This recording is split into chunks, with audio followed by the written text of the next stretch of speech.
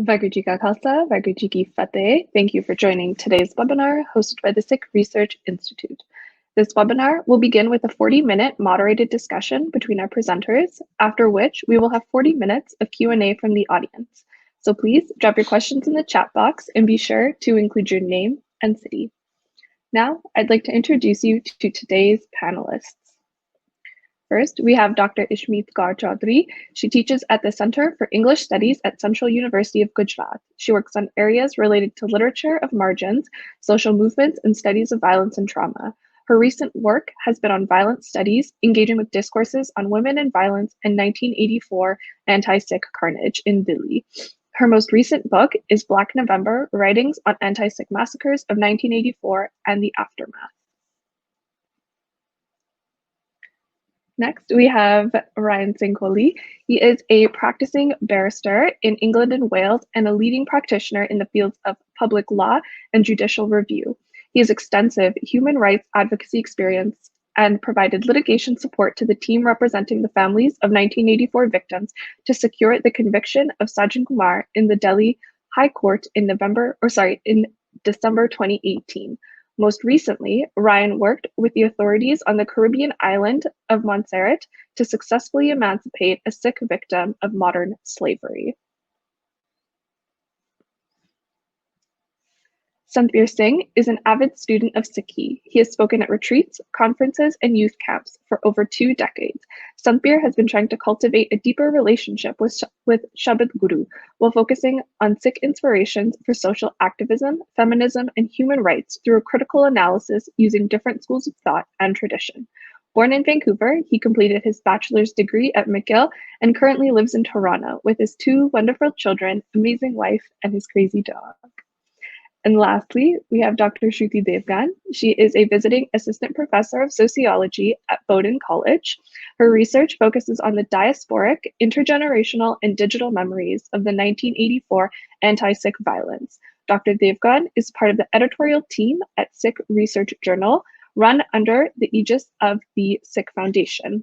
She's especially interested in bridging the gap between academia and wider audiences and has written for platforms such as Context and NYU's web journal, The Revealer.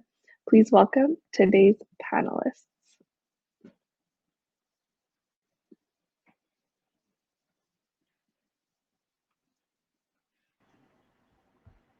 Hello, everybody. Vaheguru Ji Ka Khalsa, Vaheguru Ji Ki Fateh. Thank you so much for joining us today. Thank you so much to the panelists who all have very busy schedules. So I really appreciate you taking time out of your busy schedules to join us today. 36 years ago this night, one of the most horrific massacres in Sikh history began. When we look back at Sikh history, at the different kallukare that have happened in our past, what happened in November of 1984 really stands out in terms of the level of carnage, the number of people who were killed, the number of people who were assaulted, especially the number of women who were sexually assaulted. The numbers are really outstanding, and they occurred, these pogroms, these organized pogroms occurred from Haryana all the way to the south of India. But they were, of course, most felt, most violent, and most organized in Delhi, in the capital of the country. And it was in Delhi that Sikh homes and businesses were systematically targeted. Sikh businesses were burnt. Sikhs were assaulted. Guru Granth Sahib Ji Sarups were desecrated. Gurdwaras were destroyed. And many women, from young girls to grandmothers, were systematically gang raped by gangs in November of 1984. This type of trauma has had a lasting impact on the community. It's had an impact on those of us who were very young at the time of 84, those who were adults and who remember what happened in 84, and those who were even born afterwards. And we'll be exploring the impact of November 1984 on different generations, especially when we talk to Dr. Devgan. we want to look today at what the response of the community has been, what role the law and justice can play in achieving a sense of closure for a community, and what impact this has had on the Sikh population in general. And so with that question, we want to look both at those who were victimized, who were assaulted, who lost family members, who suffered through the pogroms directly, but also to look at what the community suffered through as a whole. Because a crime like this, the massacres of 1984, they really reverberate through the generations and they have an impact.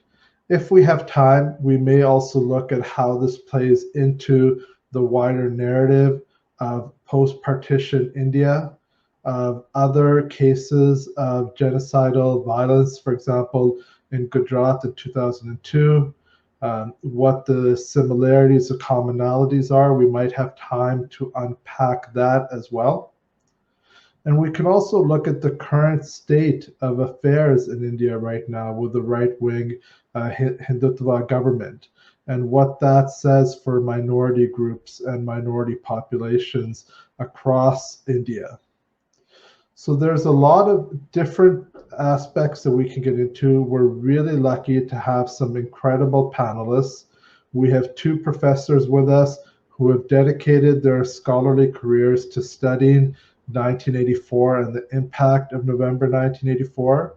And we have with us a leading barrister or lawyer, for those of you who are not from Britain, who has given a considerable amount of his time and energy to helping the community in this issue. So we have some subject matter experts, and hopefully we'll be able to get some really interesting perspectives from them. I want to begin by speaking to Dr. Chaudhary, and I want to ask her, she has studied and she's actually even edited a book, and the book very interestingly has both short stories, the narratives of people who perhaps were not there in 1984, and also survivor accounts of people who experienced November 1984. And I want to ask her, what role do narratives play for a community to heal? And what types of narratives has the Sikh community produced in the last 3 decades? Thank you. I'll begin by thanking SikhRI for organizing this webinar today. I think Santbir has raised a very, very important question, because I come from the discipline of English literature, and my inquiry into the subject began by locating literature on the anti-Sikh massacres in New Delhi particularly. Later on, of course, the inquiry extends into other places like Kanpur, Bokaro, and almost across India, wherever there were cases of violence. What has happened in all these years, we are in the 36th year of it.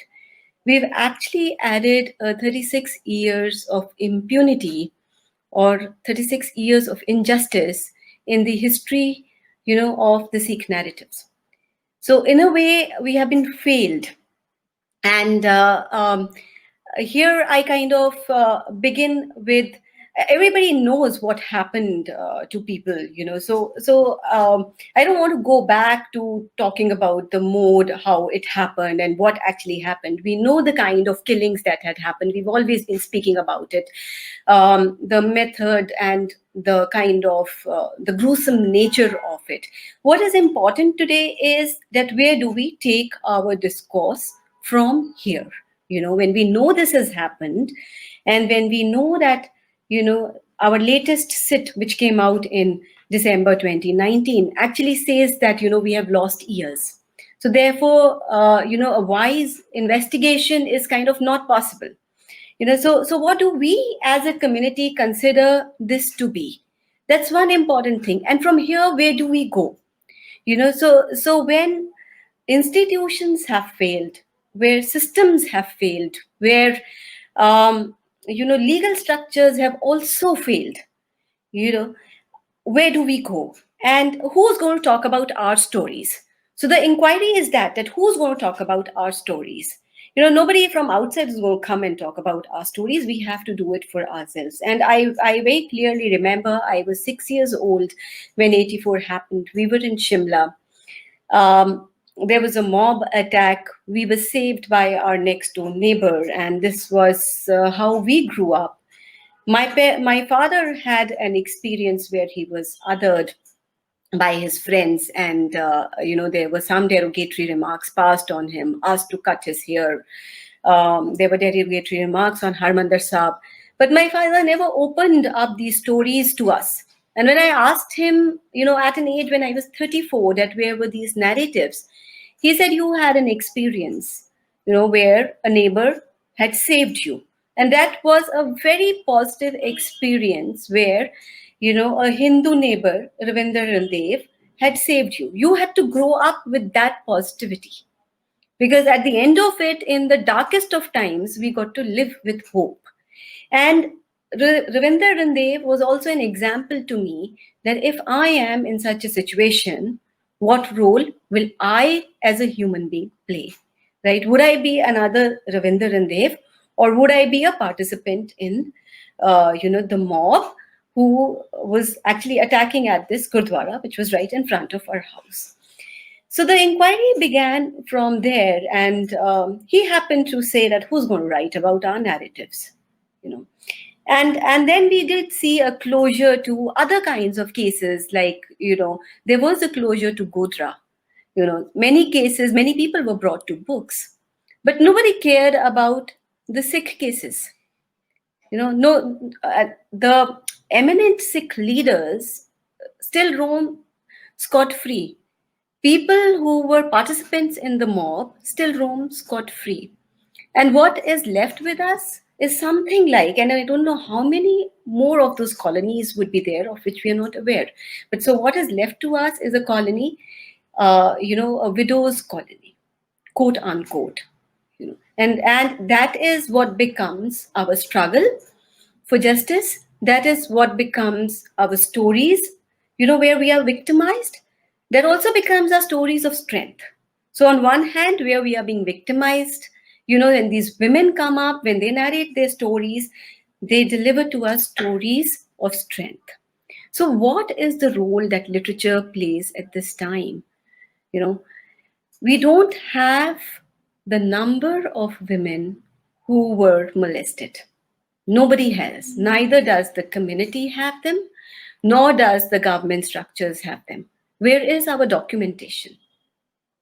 And there are reports, some very powerful women, and I like to name Madhukeshwar and Pratiksha Bakshi, who actually documented what happened to these women.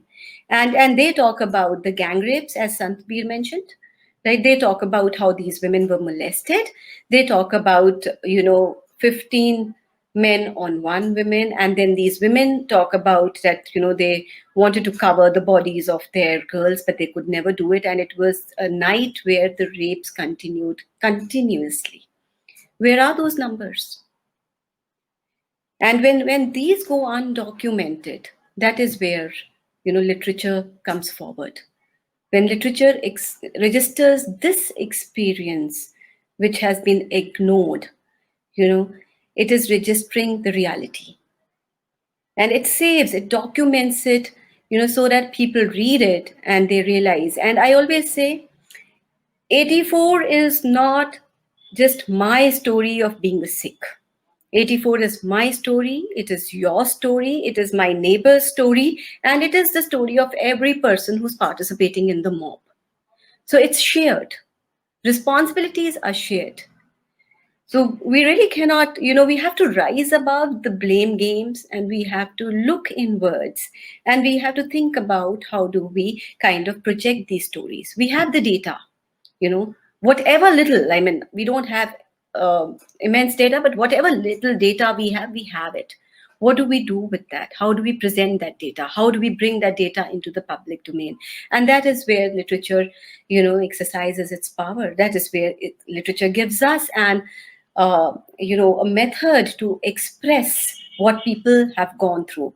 It is that voice which allows you to reclaim, which allows you to revoke. It's that voice which has been deliberately muted, which is now being heard through literature. And there is a form, there is a medium. How do you present this data? Will you write a short story, or will you write a poem? Or are you going to, kind of write plays?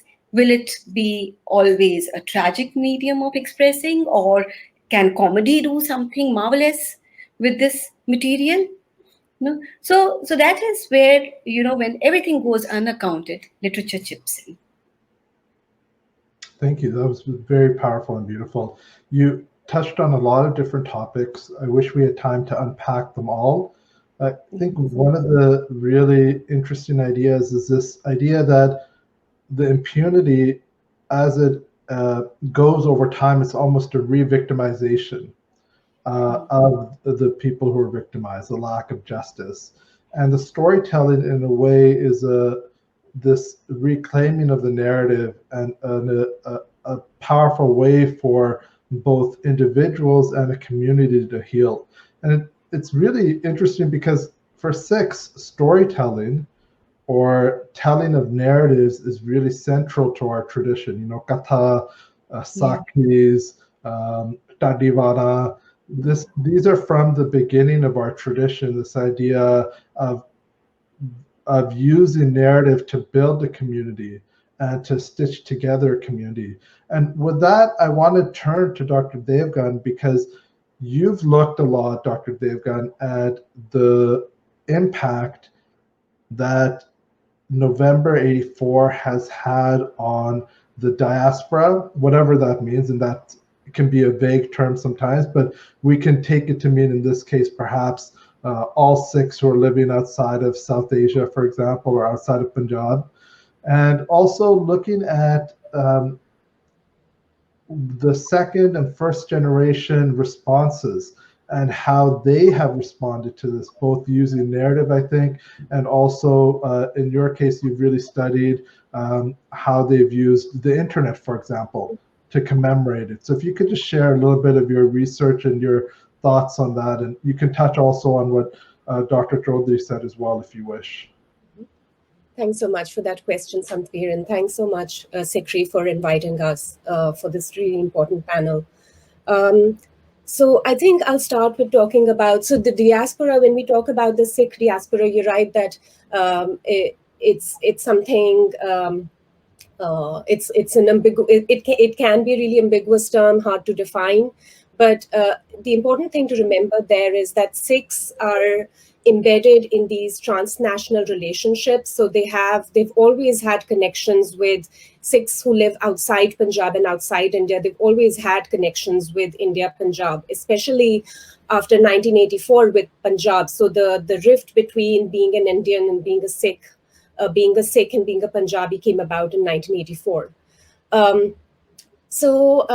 In talking about the responses of the diaspora, even in the immediate aftermath, even as 1984 was unfolding in India, and when we talk about 1984, of course, we're talking about the events that happened in June and in November, what we are commemorating today, but also events that preceded that particular year, and then the whole decade, if not more, after 1984. So one of the things that I try to do in my research is to just use 1984 as a shorthand to talk about these tensions between the Sikh community and the Indian state. The diaspora, even as 1984 was unfolding in June and in November, the diaspora was responding in quite explicit and vocal ways. Also, the fact that the way in which the media was relaying the story of 1984 in India versus the story that was being told in the diaspora, there was a difference. News stories are always constructed. So it's not to say that the stories that the diaspora, the people outside India, were consuming weren't constructed, but it was a more comprehensive account. So they were responding to those stories, and they were also, of course, not in that context, which was a highly repressive context with media blackout and the community feeling highly threatened, and it was an atmosphere of great fear, suspicion. Just a really difficult time to be a Sikh in India, especially in Delhi, Punjab, and other parts where the violence was unfolding. So even though the diaspora was responding in the immediate aftermath, because of the nature of events, given that this was highly traumatic and just really difficult to articulate these events, it wasn't until much later, at least until 20 years or so later, that narrative started emerging, what Dr. Chaudhary was talking about. So to find a language for experiences that are, as terrible as the events of 1984, it's very hard to do that.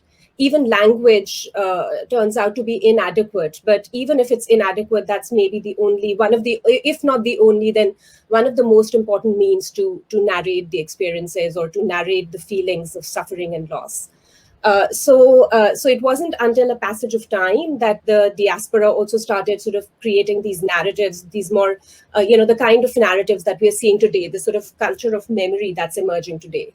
And the second generation, or the children of or direct descendants of survivors and witnesses, as well as those Sikhs in the diaspora who either came here at a very young age or grew up in the diaspora, they had a really important part, or they have a really important part in creating these narratives in the diaspora. And they in turn have, because like I was saying, Sikhs are, they are situated in these transnational networks and circuits. The narratives that are being, composed or put together here, pieced together here today, have an impact on what goes on in India, and vice versa. What's happening in India or in Punjab has an impact here. So the people that I spoke with were people in, these were first generation, I define as people who directly suffered the violence, or they were already in the diaspora and responded to the violence at the time. And then second generation is children of these, like I was saying before, of these people who suffered the violence, or even children, even people who have no direct connection with the events, but they are children of parents who came here, the generation that came here before them. And they are doing what I call the work of memory, or the labor of memory. Not all second generation Sikhs are doing this work of memory, right? So I spoke with second generation Sikhs who are using especially digital media to tell the stories of 1984. And there were different different responses, or different ways in which second generation Sikhs started doing this work or labor of memory. So like you were saying, and perhaps Sanbir, you were part of that cohort where second generation Sikhs were adolescents at the time that the events, the violence of 1984 unfolded. And they have some memory of just listening about the violence, either through media, through phone calls, or maybe some sort of television, radio. It's what is called media witnessing. So they witnessed it through media somehow, but especially through their parents, through their or other elders in their family, in the community, in gurdwaras, etc. So that the fact that they had that in some way direct connection has an impact on why they are remembering these events today, or why they're remembering the violence today, because they have that sort of they have some sort of memories, or it's about familial transmission for them. They remember how their parents or the other elderly people in the community reacted at the time. And then there are second generation Sikhs who have they were very little at the time, so they have no real recollection. They might have grown up in families where their parents or other immediate family members suffered the violence, but these events were never really talked about in their families in explicit, open ways. And those Sikhs, we in sociologies, other social sciences and humanities, those Sikhs have what are known as post memories. So they remember only by means of stories, and these stories are only fragmented and half told. So they grew up in these families where like I was saying, their parents might have suffered the violence, but it was never really spoken about, or spoken about in hushed tones. So they remember, they only try to piece together those traces, those fragments. And their memory is not really, they remember, of course, but what they remember is what they imagine, what they project, and the sort of emotional connection that they have with those events. So those are the other kinds of Sikhs. And then there are, of course, Sikhs who had no connection with 1984 directly, because their parents or any other members of their family or friends did not directly suffer in the events. But when they first learned about the events, and a lot of them learned about these events as teenagers in Sikh camps, when they first learned about them, they sort of provided a rite of passage for them. And what was also really important about what they were learning was, of course, the fact that they were learning about the events, but how they were learning about these events. The stories that they were learning in these camps and other community spaces like Gurdwaras were very different from the stories, again, that were being told in India. In India, there continues to be a lot of silence. There continues to be a lot of denial. There is certainly a culture of memory that's emerging, even in just the time when I first started doing my research, and now I see a difference. But the kind of stories that they were learning, they were learning facts very differently from what people in India were absorbing. And so who tells the story and how they tell it has an impact on how people remember. And so that's the other segment of Sikhs. And then memories are also defined by not just what happened in the past, but where we are at present. So scholars talk about how memory acts in the present to represent the past. So, experiences of racialization, stigmatization that Sikhs go through in the diaspora has an impact on how they try to then, try to trace back, the sort of lineage or genealogy of suffering, and so 1984 is an important aspect of that. So, yeah. Thank you for sharing that and your work. And I have to say, it's almost surreal to hear you describe your work, because it's my own story in a lot of ways. I was 4 years old when 1984 happened, so my memories are very fragmented, and they mainly involve remembering my parents being on the phone and everybody being very upset. And then over time, seeing the difference with even family. I have family in Delhi that directly experienced the pogroms, and seeing the experience in North America and in the UK, where there was almost a revival of Sikhi as a response to the events, especially of June '84, but also of November '84. Whereas in South Asia, especially outside of Punjab, there was a silencing of Sikhi in a lot of ways. So these very different ways that the diaspora and that the home community dealt with this trauma, very interesting. And the role of camps and so forth. I remember going to camps when I was younger and first hearing, human rights accounts and learning about Jaswant Singh Kalra and learning about what happened in 1984. And that brings me really well to our last panelist, Mr. Kohli. And Mr. Kohli played a very unique part in an event that a lot of us, to be quite frank, never thought would have been possible. And that's the fact that Sardar Phoolka spent, decades trying to get justice within the Indian court system for the victims of 1984. And for many of us, especially in the diaspora growing up, we thought that that was an impossibility, that that would never occur, and we would never see any fruit of that labor. And you, Mr. Kohli, played a part, I know not a huge part, but an integral part of that case. And I'd like you to explain what role you played in helping Sardar Phoolka, the brief that you prepared, and also a little bit about how you use the precedent of World War II in order to inform your legal stance that you prepared for him? First of all, Waheguru Ji Ka Khalsa, Waheguru Ji Ki Fateh, everybody. I'm deeply humbled to be here with this esteemed panel. People like Ishmeet and Shruti have truly devoted a large part of their professional lives to this issue. I can't claim to be in that category. I am a practicing barrister who practices in all sorts of areas, including planning law, landlord and tenant law. But I'm also a child of 84, as it were. I was born in November 83, so I was 1 year old when the awful pogroms of 84 happened. And I grew up in a Sikh household where the shadow of 84 was ever present. It was a large part of my childhood. And as I was maturing and growing up and going to university and so on, and becoming more aware of Sikhi and what Sikhi was and what Sikhi meant to me, 84 was a big part of that. So when I chose to become a lawyer, I had some semblance of a want to assist my community in some way in achieving justice for 84. I had no idea how that would come about. And I can't even say that I was the engine that drove forward what eventually happened, because what eventually happened was pretty opportunistic from my point of view, and thank goodness it happened, because I feel like I've now played some small part in assisting our community achieving justice.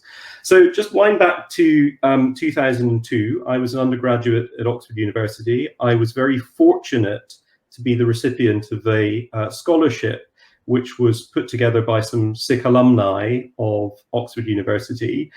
And the basis for that scholarship was to try and assist those who are likely to be in positions of leadership in our society, and those who have a Sikh background, who are Sikh, to understand a bit more about what it means to be a Sikh in the 21st century.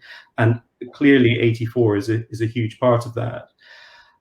As part of that scholarship process, I was introduced to Harinder Singh and a number of other prominent individuals in the Sikh Research Institute, who in turn gave me a really deep understanding, a forensic understanding of what evidence existed as to precisely what happened in 84 and the pogroms.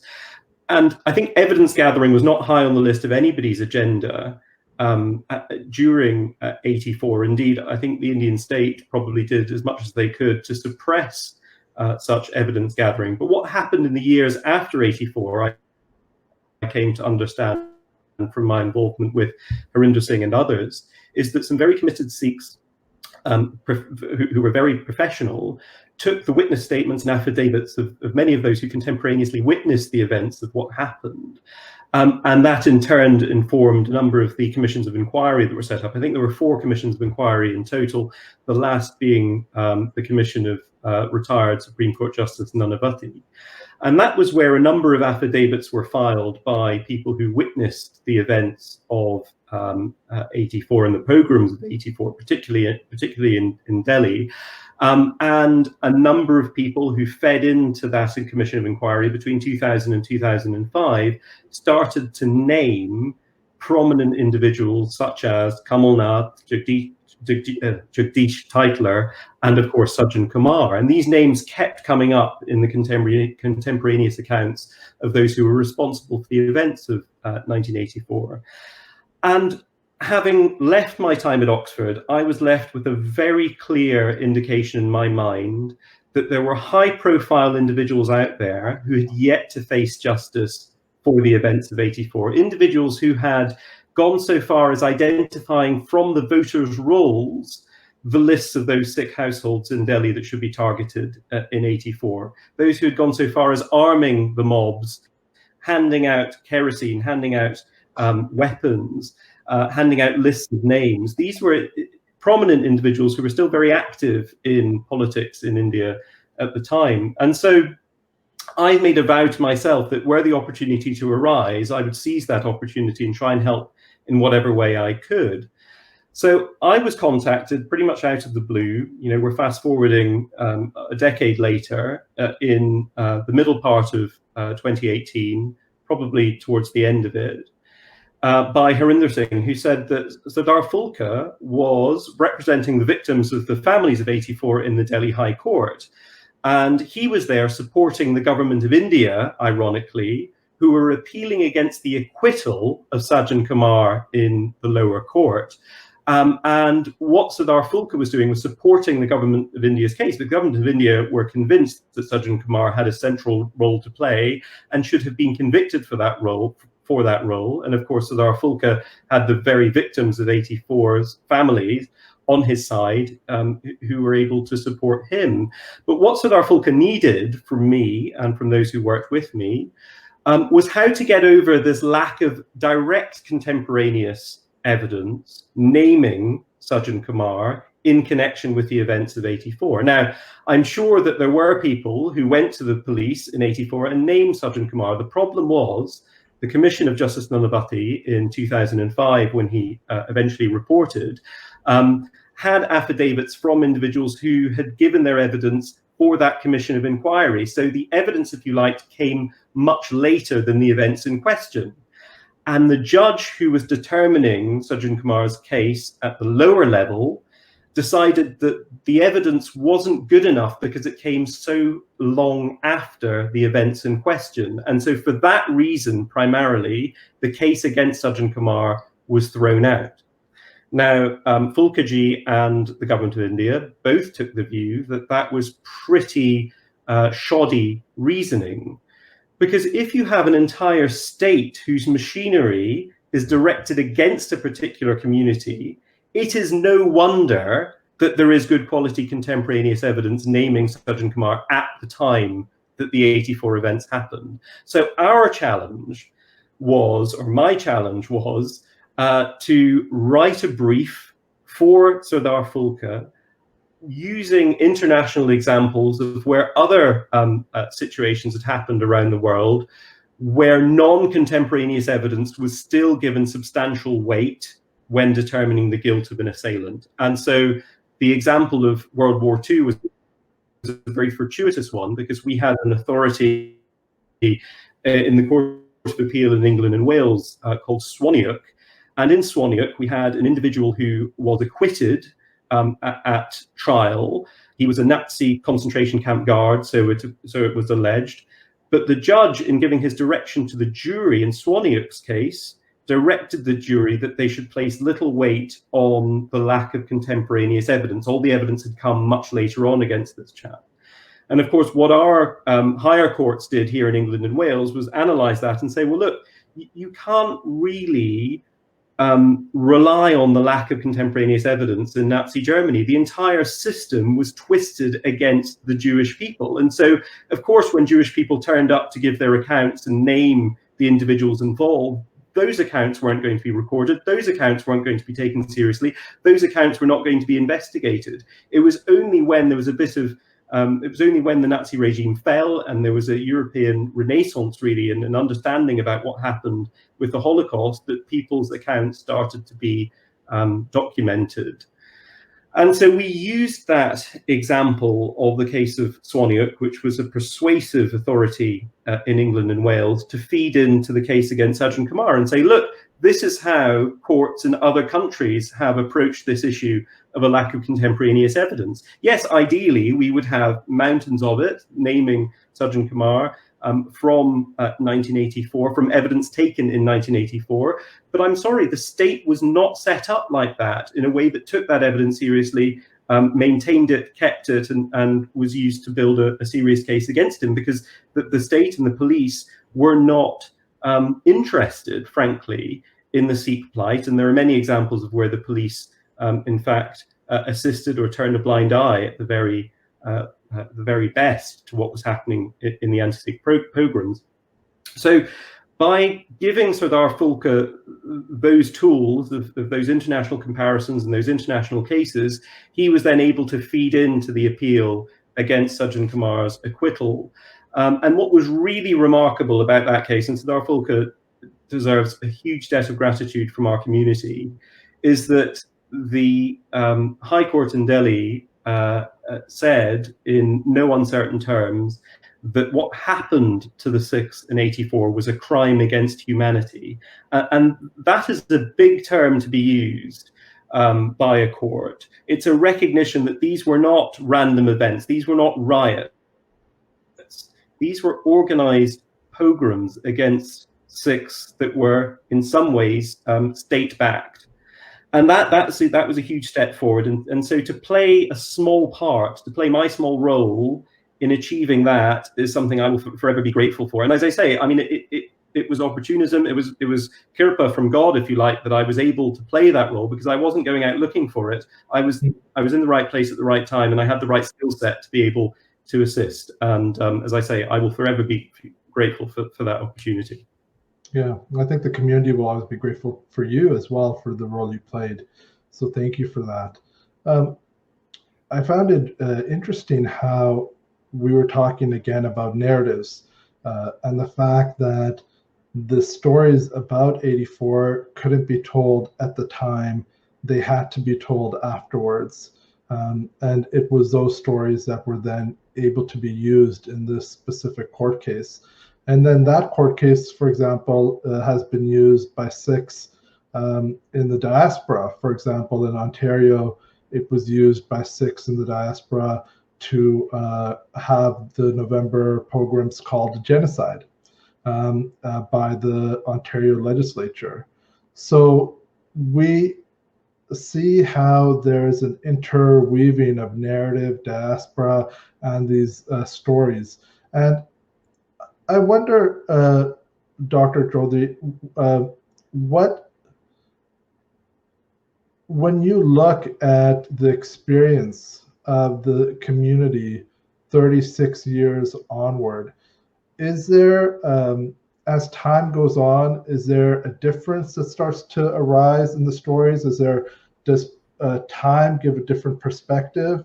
For example, I imagine when we talk about stories about partition, that the stories that were produced by the first generation in the 50s and 60s would be very different than the stories that were produced in the 90s or the 2000s about partition once there's that time.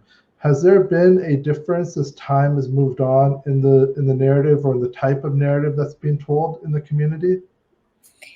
Yes, absolutely. And I'm going to answer this in two parts. I'm going to take up literature with its extended definition first. So, I mean, kind of what comprises of literature. So anything that maybe has a narrative comprises of literature. It may be a film, it may be an interview. The book I did has affidavits. We may call it testimonies, but then they have, and these were affidavits which were selected, on the basis that they were self-written. So these were not kind of official templates, but people chose to write their own narratives, and some of them were selected for the book. And so I wanted to offer an extended definition of literature, and looking at also the various kinds of literatures which come, from self experiences, from personal narratives. And a lot of literatures of the margins offer these personal experiences. So one portion that we have is of interviews. And I must definitely mention Uma Chakrabarti and Nandita Haksar, who did a very bold job right in 1985 and came out with a book of interviews in 1987. Where they recorded interviews of the people who were in the camps. So, and when I did my field research, we visited the Tilak Vihar's Widows Colony. And in fact, till date, I keep talking to everybody.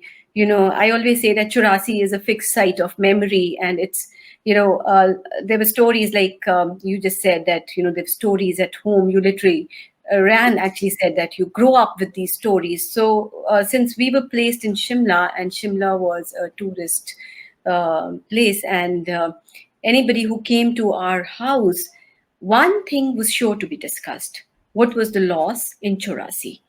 So we all grew up with those stories. So somebody talked about, how they had overcome the violence, how or how they escaped, or how everything was lost, how they saved themselves but their properties were gone, so on and so forth. So we had those stories, just around us, and I'm still very curious about knowing these stories.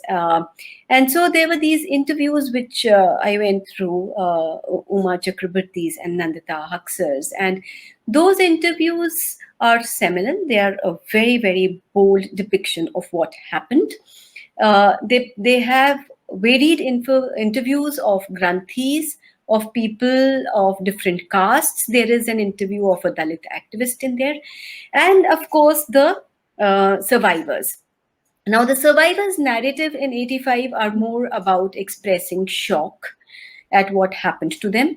A lot of people talked about how they were Congress supporters, and many of their husbands were actually mourning the assassination of the Prime Minister, Mrs. Indira Gandhi. And one woman in one of the other essays by Uma Chakrabarti talks about how her husband was fasting owing to the death of Mrs. Gandhi. And so these people talk about their loyalty towards Congress. They also talk about how Congress's schemes of micro loans had helped them set up small businesses, and they were at a verge where they were doing pretty good, and their lives were modest but decent. And all of a sudden, the 84 massacre had turned them into nothing. And these women were left without family, without men. So there's a sense of shock. They talk about what actually happened. How were their children, how were their families, how were their men killed? And 36 years down the line, in fact, 34 years down the line, in 2014, when I did my field research, I realized that there was a change in narrative. The change was that now these women were talking as if they were actually theorists, and I'm talking from a scholarship point of view, like as if they were theorists. Their experiences had made them theorists. So they were talking about naming the violence. They didn't want to call it riot. They said they were pogroms, they were state orchestrated, they were genocidal in nature. They talked about, they questioned the Sikh leadership itself. They questioned government. They were blatantly pointing out, at Congress to be, to partnering the violence, and in fact, organizing the violence. And so they have become very assertive. And then they talk about justice. They talk about human rights. So there is a sizable, assertion which we tend to see in their narratives today.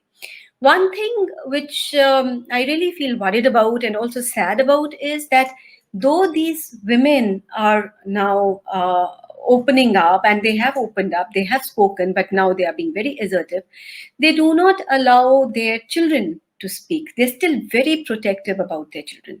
They're still very protective about the next generation. They don't want anybody to touch them. So that fear has still not gone. And if I have to talk about healing has not happened. When they were talking to us, they were crying. We were crying with them. When we approached them again, they were again talking about the difficulties they face in day-to-day life. They still remember what has happened with them and their bodies. And actually, the problem is that the community could not overcome this primarily because there was no empowerment for the new generations. They could not get decent employment. They lost their children to drugs, to depression. Neither as a Sikh community nor as a government responsibility was anybody able to, address the problems of these women in a more organized way. There were people who helped. There were groups which did charity. But the real kind of empowerment is what is still needed.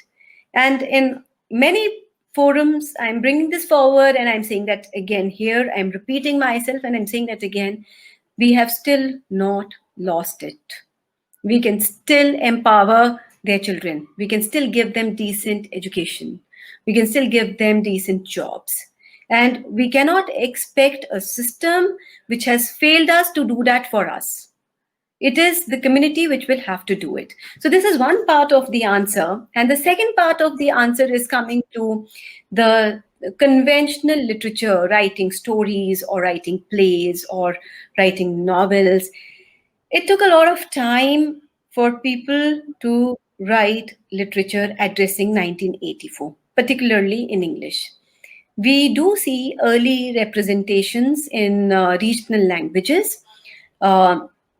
Still, the kind of representation which should have emerged from Punjabi did not emerge. But we do see traces here, there, an Assamese novel or a Malayalam story which did address 84 at a very early stage. In Hindi, Mahip Singh wrote, and there was a collection of short stories by Tiwari which came out right in 85 itself.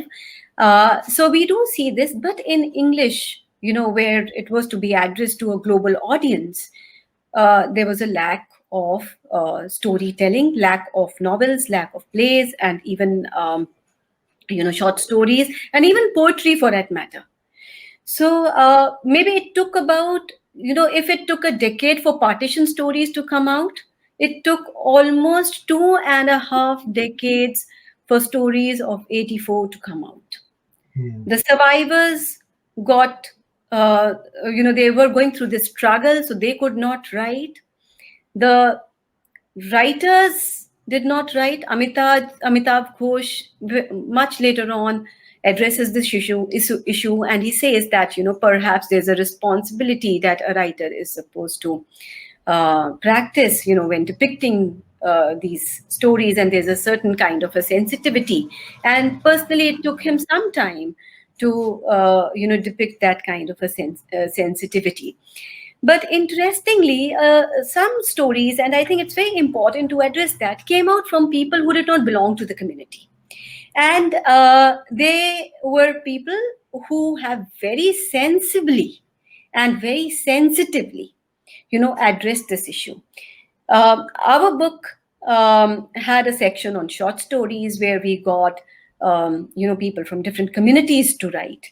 And a South Indian woman writes about, what happened in her part of the city. She's Dr. Rachel Bari. We had Dr. Harish Narang, who wrote about how, there is misunderstood identity, how a traveler is traveling in the train, and from the reservation chart, the mob reads a Singh after his name and comes to kill him. And he keeps shouting that he is not the Sikh Singh, he is a UP Singh.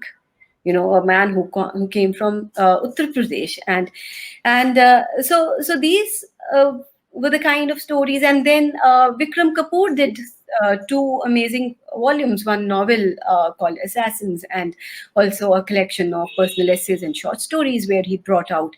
And Vikram Kapoor talks about his own experience of his best friend and how he saw times changing for his best friend.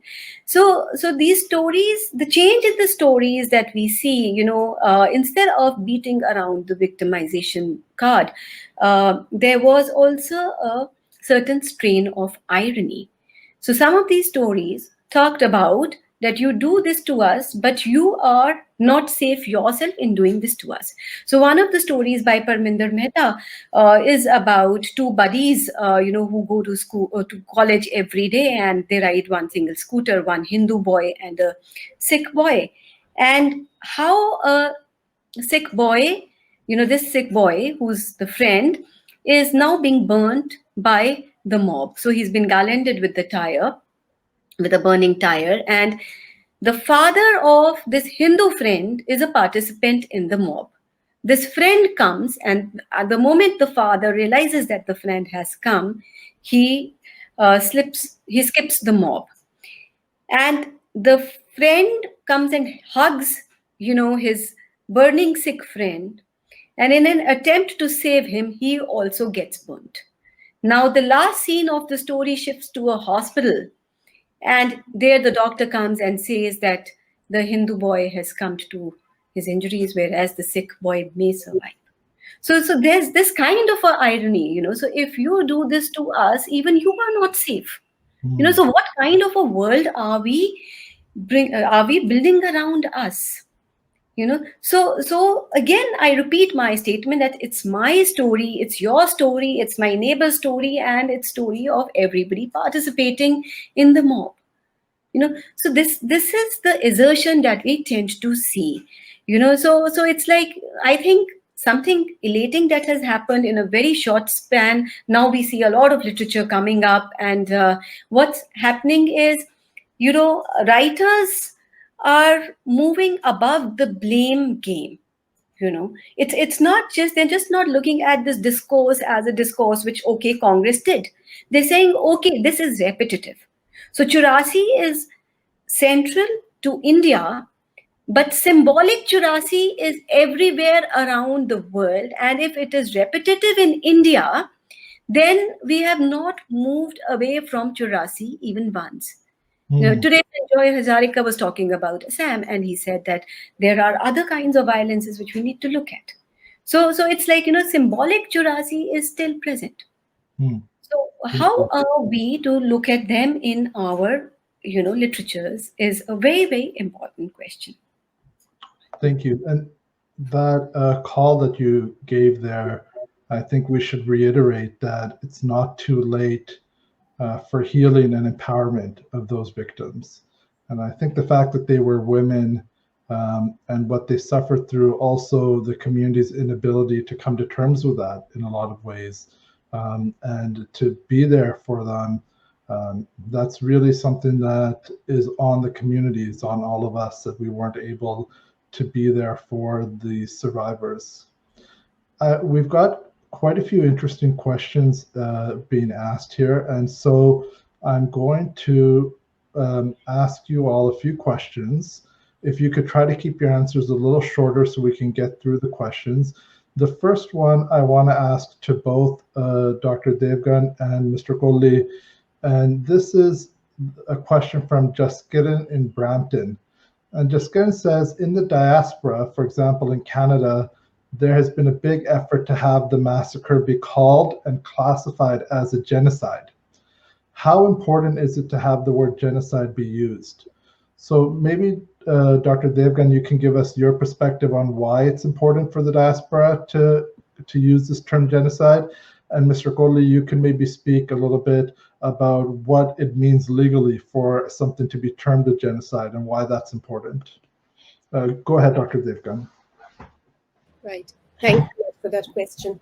So yeah, absolutely. Language is terribly important because language really does shape reality, right? So what we call something, the semantics of something, that's how it really sort of materializes, actualizes. And in this case, language is terribly important because it's about it's this struggle for memory, for truth, for justice, right? So to talk about the violence as organized, as orchestrated, to not dismiss the idea that this was a carnage, it was genocidal. It's important because it's going to shape the narrative of this event for years to come, right? And we're talking about the intergenerational transmission of this violence and how it's shaping future generations. So how we talk about it is important to understand what happened in the past and how we will remember it in the future.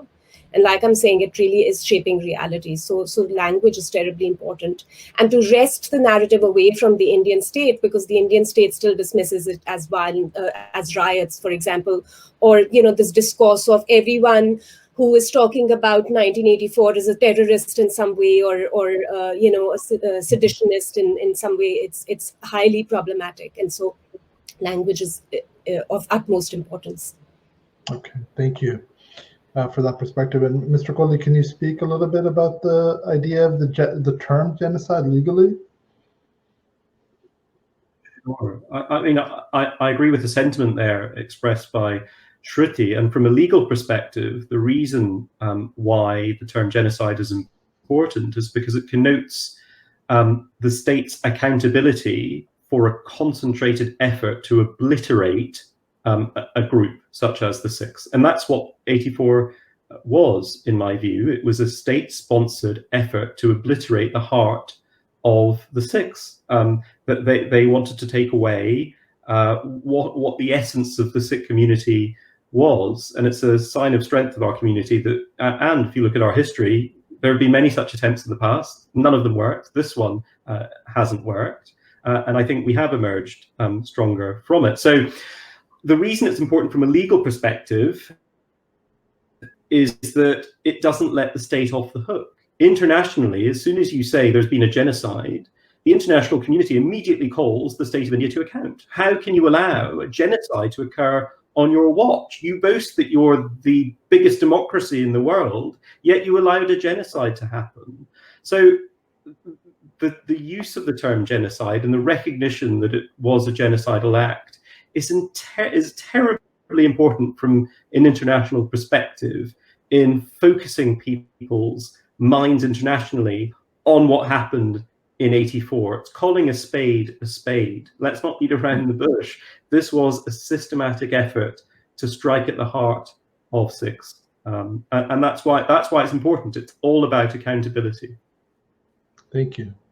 That idea that words matter, accountability, I think it also gives a sense of purpose for us in the diaspora, because there can be a feeling of helplessness of what can we do.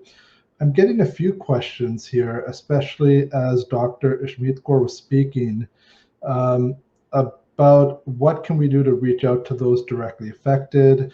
How can we help the children who have grown up in this culture of fear? What can we do to assist those who have been victimized? I will leave those questions for the end, perhaps. And Dr. Ishmeet Kaur or Dr. Shruti, if you know of organizations or groups that are doing positive work with survivors, you can share that information. Or maybe the Sikh Research Institute can send out a quick email to participants afterwards with organizations that they can support. So that will cover those questions. I have a really interesting question here, and I want to ask it to whichever one of you feels comfortable to respond to it. And Dr. Chaudhary, you almost actually touched on this topic, the idea that the jealousy doesn't end, that jealousy continues if there's no coming to terms with it, if there's no ability to understand why and what happened, and have some type of justice for it, that these types of incidents will occur in the future. We have here, let me find the question. So Karanjit Singh from New York is asking, is genocide possible in today's day and date in India? So in today's day and date in India, is genocide still a possibility? And we all know what's been happening with our Muslim sisters and brothers under the RSS government, but a level of a genocide or pogrom like what happened in 84 or 2002, do you feel that that is something that's still possible even in a world of social media and everybody being so connected? And any of you feel go ahead and respond to that. I can offer a quick response to that, because that's just something that happened not so long ago in February in Delhi, for example, right? The car nest that happened in Delhi. And again, it was horrific and interesting how the parallels between what happened in 1984 and what happened in Delhi in February just this year. Again, it was dismissed as riots. It was completely organized. In fact, if anything, because of social media, those voices, the political leadership that was actually orchestrating this violence, their voices were much amplified, and it was everywhere. What was really shocking and what's extremely disturbing for me is to think about the sort of support that the right-wing government in India enjoys. And I think it's not just possible; it's happening. As you know, it's happening at the moment. There are things that get covered in the news, and then there's still stuff, even with social media, that doesn't really, that doesn't really see the light of the day. So absolutely, not just possible; it's absolutely happening. Yeah. So. And that's really the problem with impunity. We saw that in Punjab after '84 with the Punjab police and the systematic torture and sexual assault of Punjabis throughout the late 80s and early 90s, that when there's impunity, the government is able to continue along these processes. And we see the same thing now happening in Kashmir, for example, the similar incidents happening. And because there was no justice or no calling to account for what happened in Punjab, then of course the state feels that it can get away with things in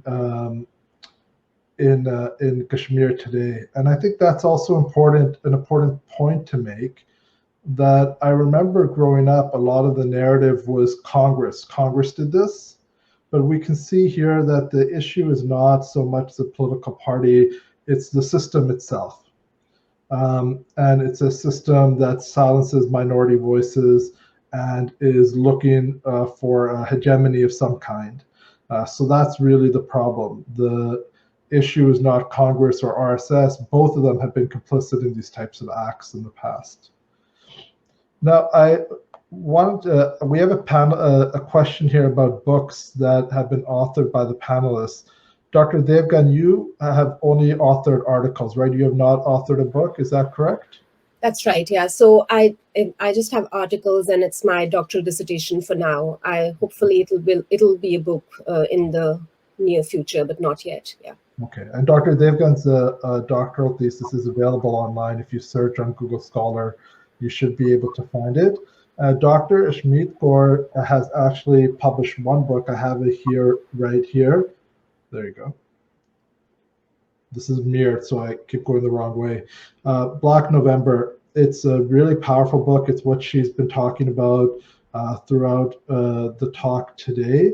It begins with survivor accounts or testimonies, and then turns to other types of fictionalized narratives and poetry as well. It's a really powerful book. I recommend you to all buy it and to support Dr. Chaudhary in this work, and she actually let us know before the talk today that a new book should be coming out soon that's more of an academic book, so a more scholarly take on the events of November '84. This book is available on Amazon. I bought it on Amazon myself, so it's freely available. Is there, and I don't know how much you keep on top of what's happening legally, in line with how Sajjan Kumar was convicted, are there any other cases being brought for other Congress MPs or significant people? Jaspinder from London is asking. Do you know, Ryan, if there are other cases that are happening? As far as I know, there are none in the pipeline like Sajjan Kumar's was, where a prosecution has been brought. That case against Kumar, like many high-profile cases in India, was the product of over a decade's work. There are individuals who remain out there who have not been brought to account, and I know there are people that are working hard to try and advance those cases, but none have reached the stage where, as far as I'm aware, that there are active prosecutions against them. That's not to say that there isn't work going on, because I know that there are very committed individuals who devote their lives to try and bring individuals to justice. So I wouldn't give up hope, but at the same time, as far as I'm aware, there aren't any others that are directly in the pipeline. Okay, thank you. we have a few questions here which are criticisms of the SGPC or why Sikh Prachar is done in a certain way. I don't know if those questions are totally suited for our forum, so we're not going to touch on those questions. I have an interesting question here from Tridivish Singh from Delhi. And Tridivish Singh asks, would you agree that large sections of the liberal commentariat have a skewed understanding of 1984? So I think what he's asking is, what role did the left wing or the journalists, scholars, what type of role in general did they play in 1984? And are they still recreating that narrative of the state, or are they now critical of that? What do you find, Dr. Toldi? I think it's a very complicated question, though very important question. Like there are approaches, ways to approach 84. And so, I mean, actually it is very critical, like how do we approach 84? So many of us, like, personally, even me, my approach is from political from personal to socio-political, and engaging it under the cover of literature, engaging with it under the cover of literature. So it all depends, like, how is one positioning oneself? But I do understand the sentiment of this question that larger books, which even I have ventured into, most of them talk the state narrative when it primarily comes to June 84. So we do not have kind of fair material, and we may have a lot of material on Delhi 84, October, November 84. But there's a lack of investigation primarily in the June 84. And there is repetition of the state narrative several times. So we really don't know what is the truth. So what is required is an investigation into June, right? And perhaps that investigation into June would also clarify a lot of things about October, November 84 as well. So I don't have a direct answer to this question, but I do know this, that not much research has gone into Amritsar, not much research has gone into Harmandir Sahib, June Kallukara. Yeah, that's a very interesting point, because when we hear the Panthik narrative and we hear firsthand accounts, for example, by the small pamphlet that was issued by that human rights organization in late 84 about what happened in June 84, and we look at other first person accounts, the difference between them and the state narrative is just so wide. And that can be frustrating, I know, for Sikhs in the diaspora, because when you are talking about trying to get another narrative out there, all of the information that's official and the journalism especially is all telling a completely other narrative. So I agree, that's maybe something that future Sikh academics and non-Sikh academics can look into, is what exactly occurred in June of 84 and to unpack what happened there. And to also add to it, like, one thing which we as a Sikh community are doing, we are walking on a very thin, narrow lane. So, anybody, like Shruti rightly mentioned, anybody talking about 84 means, is an extremist, or maybe is, of a particular group. So, in fact, as a community, we also need to be very careful in what we are producing. So are we really producing voices of extremism which are not allowing the authentic voices to come out? So, are scholars really shying away from working on 84? What are we really scared of? What's going to happen to us? Because we're going to produce perhaps an anti-state narrative, right? So I think as a Sikh community, it is time that we look inside our own selves and widen the lane on which we are working. So it's a very narrow lane, and it's very easy for people to kind of color you in particular colors by calling you names, or by tagging you to certain extremist groups or non-extremist groups, or discarding you as even leftists. So this is a group where I don't go and listen to their talks. Oh, this is a very fanatic group, I don't listen to their talks. So we have to be very careful about, as a community, how responsible are we being in producing these narratives? Very good, thank you.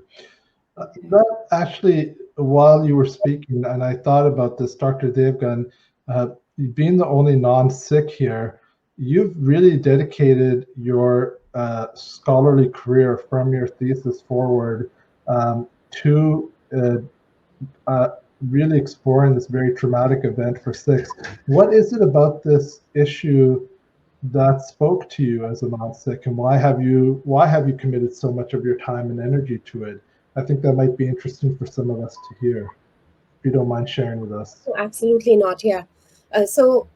I first started working on this project because this project was originally, I was going to work on memory and trauma, but I was planning to work on the memories of partition of 1947. So my grandparents and their siblings had gone through the partition. They had moved from what is now Pakistan to India. And I actually grew up with those stories of partition. And after coming to the US and starting grad school, I took a seminar in a course, a seminar in trauma, memory, and identity. And I started thinking about the partition, and I was talking to people. About partition, and then at the same time, I started working on this project on embodied identity, embodied religious identity, what it meant to be conspicuous in the diaspora. So I had never really seen myself as a person of color before I moved to the US. I grew up in India, and I moved here when I was, like I said, for grad school, I was 25 years old, so already had a certain consciousness about myself. And after moving here, that idea of conspicuous identity was something that I was interested in. And I grew up in a family, so I'm a Punjabi Hindu. I grew up in a family where my parents would talk to each other in Punjabi. My BG, my grandmother, would talk to us in Punjabi. So I felt that cultural affinity with Punjabi, with being Punjabi, and I sort of all of that got connected, and I started talking to people who wear the symbols of faith, and I was just trying to explore the reasons for why they do that. And one of the themes that kept emerging was the importance of 1984 in why people started wearing these symbols of faith, or went back to they had gotten rid of them when they moved to the diaspora and started growing their hair again, or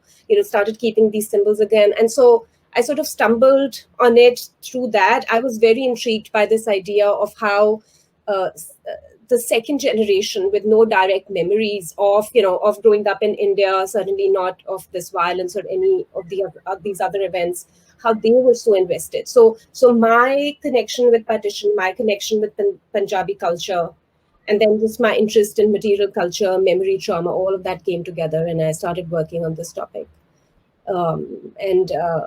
I realized how little, so there has been some work, the question that someone had raised earlier, Veena Das, for example, who is an anthropologist who's done work on this. There is some scholarly literature on this, but there just isn't enough. There are people working on the partition now much more. That work started emerging in the 1990s. I think the work on memory in 1984 is sort of situated within that framework, of how partition was something that wasn't really talked about, and how the state, again, the Indian state, for example, celebrates the Independence Day, but doesn't commemorate the trauma of partition. So that's work that had been done, but 1984 much less so.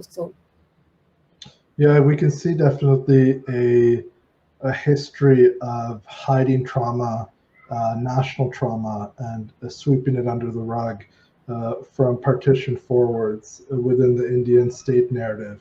And this need for the Indian state to project itself as something that it often isn't. I have a question here for Mr. Kohli, and I don't know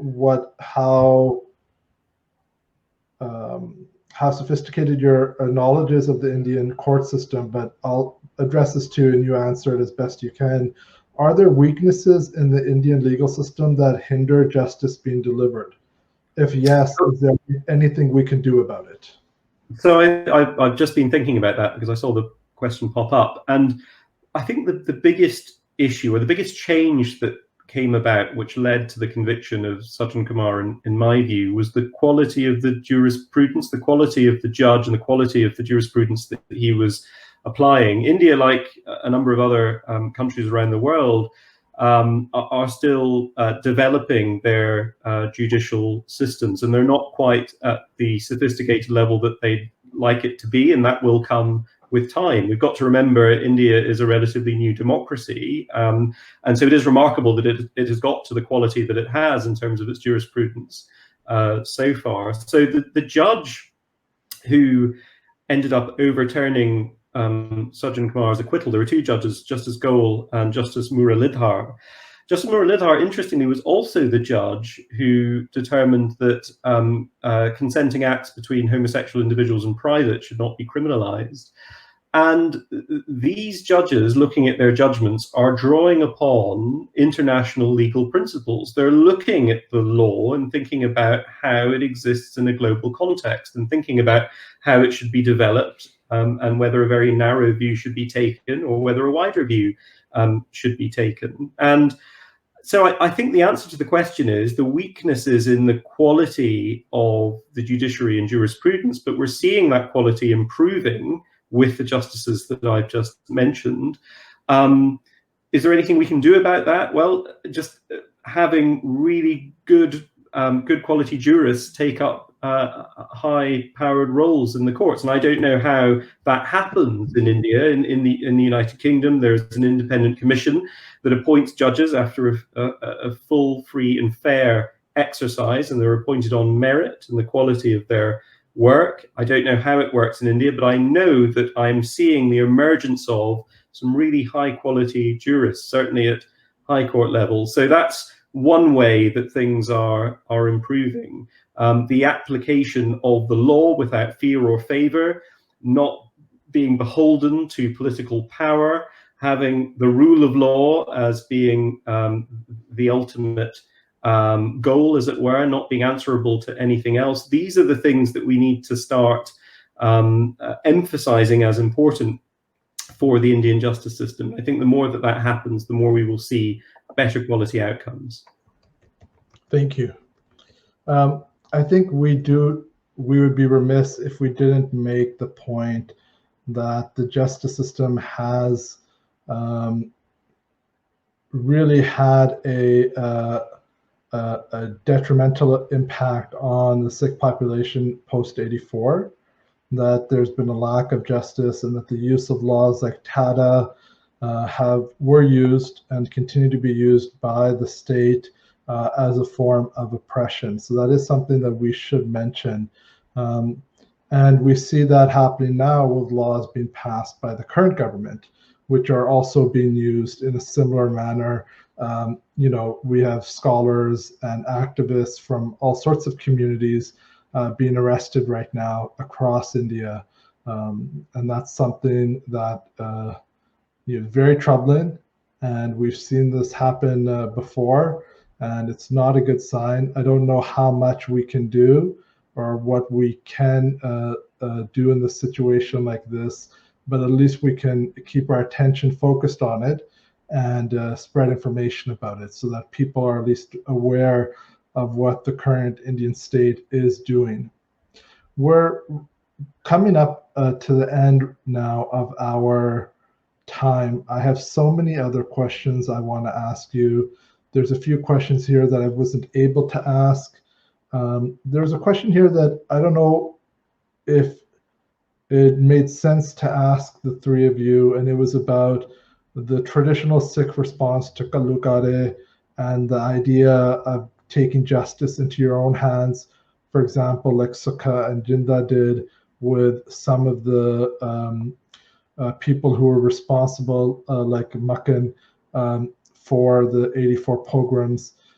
I want to let the person know who asked the question that we're not ignoring the question, but also that some questions don't make sense for the panelists that we have, that that's not their area of expertise, and we don't need to be asking them those specific questions. So your question has been heard. There are a number of you who are asking about what they can do. And panelists like this time of year bring up a lot of passion in people. People want to know what books they can read. I'm sure that Sikh Research Institute can give a list of literature that's available. There is a lot of literature available on 1984. So those of you who are interested can peruse that list and we can produce that for you.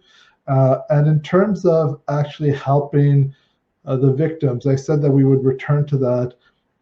As someone who's talked to the victims most directly out of the four of us, Dr. Chaudhary, do you have any concrete ways that Sikhs in the diaspora especially can assist those who survived the pogroms of 84? I think I'll spell out the need and,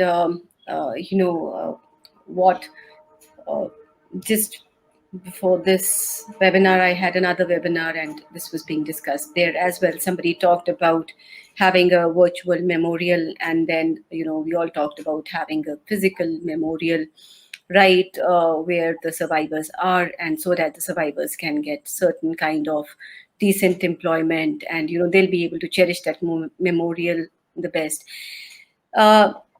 The concern is that there's a lot of charity being done already. So these people actually do not need charity. They need empowerment. So, and this has to be done in a very, very organized structure. It's not a short-term, camp or a workshop kind of a thing. It has to be done in a very organized structure. And so what is important is that we all, should, in a way, think about several ways in which people can actually be empowered. And I think those who are in Delhi, those who are in India, they somehow need to initiate that. They need to take that up. And of course, the diasporic Sikhs have to think about it. But as a community, we have to come together.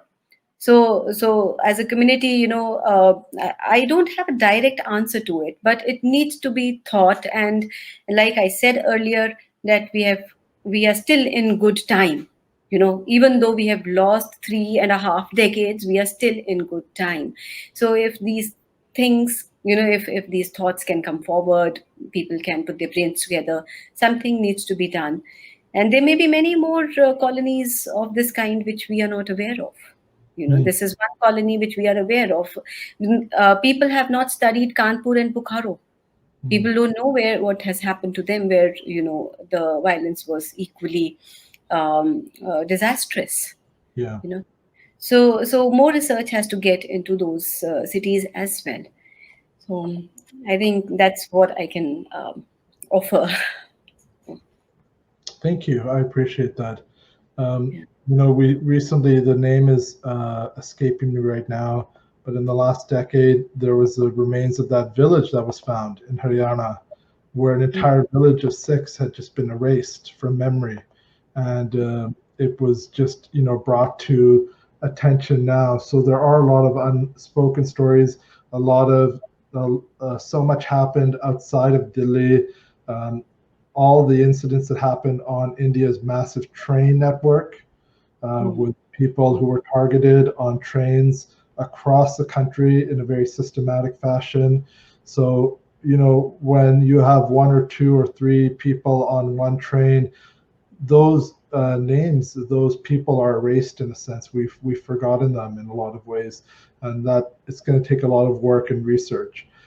I think the answer you're giving is not the easy one that we want to hear in the diaspora, which is you can do this and this, or you can give money here, and that's how you solve this problem, which is something that is an easy way for us to deal with issues, is give money and hopefully that will fix it. I think you're asking something much deeper of us, and that is to sit with it, to think about it, and to build a community space so that we can empower those who have suffered through this. And that will take attention and thought, and that will take time. And I think it'll take a lot of what we've been talking about today, which is narrative, telling stories, listening to stories, and building connections through stories. I want to thank all three of you today for taking time out on a busy time of year for everybody. I really appreciated Mr. Kohli, Dr. Devgan, Dr. Chaudhary. Thank you so much for this, for being here with us today. On behalf of the Sikh Research Institute, I want to thank you as well. I'm going to pass things over to Manvinder Kaur, who will wrap up now. But thank you again, and to all of the people who have joined us today. Vaheguru Ji Ka Khalsa, Vaheguru Ji Ki Fateh. Thank you so much, Santhveer Singh. And thank you again on behalf of SikhRI to all of our wonderful presenters for this very insightful conversation. It was truly enlightening to be able to spend my Saturday with the four of you, to be able to sit in on this conversation. Thank you, Ishmeet Kaur, for sharing your story and your work. Dr. Devgan, for, as Santhveer Singh said, telling our stories to us in the diaspora. And Mr. Kohli, for sharing your work, which I don't often get to engage with or consider. So it was a delight to be able to sit in on this conversation. As always, a recording of this webinar will be available within 24 hours. And just to wrap up today's conversation, I'd like to remind everyone that we host bi-weekly live webinars. Join us in conversation on November 14th with a social entrepreneur and children's book author, Deanna Singh, writer, scholar, and activist, Simranjeet Singh, and author, poet, and artist, Inni Kaur, as we discuss how can we use the enchantment of children's books to build bridges between worlds. How do we diversify the stories we tell, hear, and read? And how can parents, educators, and childcare workers engage and share these stories? And lastly, don't forget to tune into the SikhCast, a podcast produced by SikhRI, where we explore the various issues and events affecting Sikhs worldwide. Thank you again, everyone, for joining us, both audience members and presenters. Today's webinar will be ending now. Vaheguru Ji Ka Khalsa, Vaheguru Ji Ki Fateh.